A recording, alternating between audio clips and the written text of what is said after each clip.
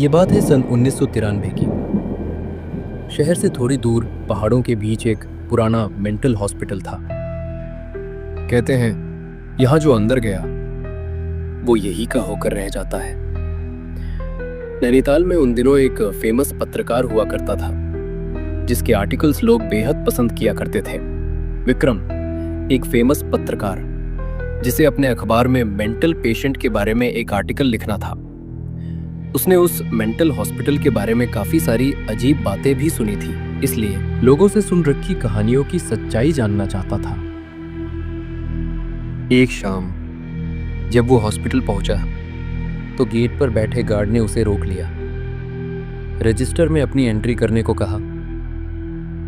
Guard ने कहा, जल्दी लौट आना। विक्रम मुस्कुराया और बोला कि ज्यादा वक्त नहीं लगेगा।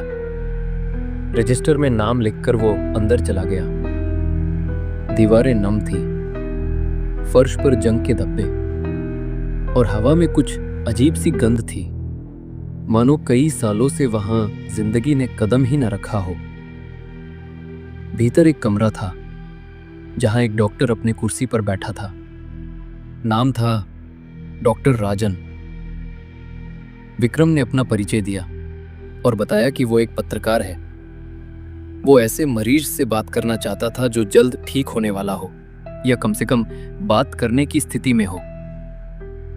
डॉक्टर राजन ने सिर हिलाया और बिना ज्यादा कुछ कहे टेबल से एक चाबी उठाई। धीरे से बोला, ये लो, कमरा नंबर 9 की चाबी। विक्रम ने चाबी ली और मन ही मन सोचा, ये खुद दरवाजा क्यों नहीं खोल रहा, पर सवाल करने का वक्त नहीं था। वो अंधेरे गलियारे में पड़ने लगा और डॉक्टर उसके साथ चल पड़ा। गलियारा लंबा था।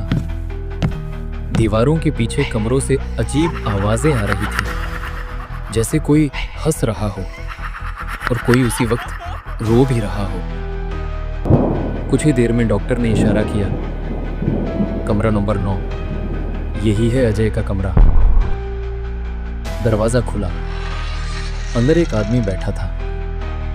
वो दीवार की तरफ देख रहा था और अपने होठों से कुछ बड़बड़ा रहा था।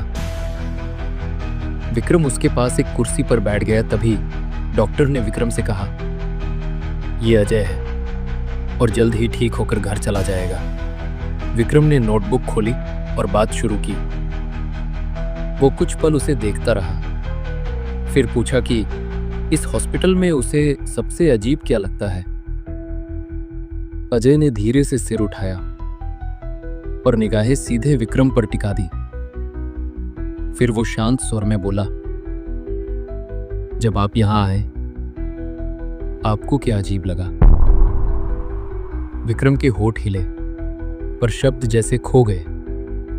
उसने कहा, पता नहीं, यहां कोई हंस रहा था, कोई रो रहा था और किसी को पता ही नहीं क्यों। अजय बोला, ये लोग ये से कभी वापस नहीं जा पाएंगे। उसकी बातें दीवारों में गूंजने लगी। विक्रम ने नोटबुक बंद की और पूछा, आप ऐसा क्यों कह रहे हैं। अजय का चेहरा अब स्थिर था। उसने बस इतना कहा, क्योंकि यहां जो होता है वो किसी को दिखता नहीं, सिर्फ महसूस होता है। विक्रम ने मुस्कुराकर बात टालनी चाहिए, पर अजय फिर बोला, अगर जानना है तो आज रात यहीं रुक जाइए। विक्रम को उसकी बात अजीब लगी, लेकिन उसने इसे मजाक में ले लिया। देर रात, डॉक्टर से बातें, हॉस्पिटल के कमरों में घूमना, सब कुछ सामान्य था। कम से कम विक्रम को तो ऐसा ही लगा। सुबह होते ही वो फिर अजय के कमरे में पहुंचा। वो बोला, देखा, कुछ नहीं हुआ, सब कुछ तो मेरे सामने था। अजय मुस्कुराया, धीरे से बोला, हाँ, सब कुछ तुम्हारी आंखों के सामने था विक्रम, पर तुमने देखा ही नहीं। विक्रम को उसकी बात समझ नहीं आई। वो बस मुस्कुराया और बोला, चलो अब मैं चलता हूं, तुमसे मिलने फिर आऊंगा। अजय ने आखिरी बार उसकी तरफ देखा और बहुत शांत स्वर में कहा, आप आना तो नहीं चाहेंगे, पर आपको आना ही पड़ेगा। विक्रम के चेहरे पर हल्की मुस्कान थी, पर मन में बेचैनी भी। वो तेजी से बाहर निकल गया।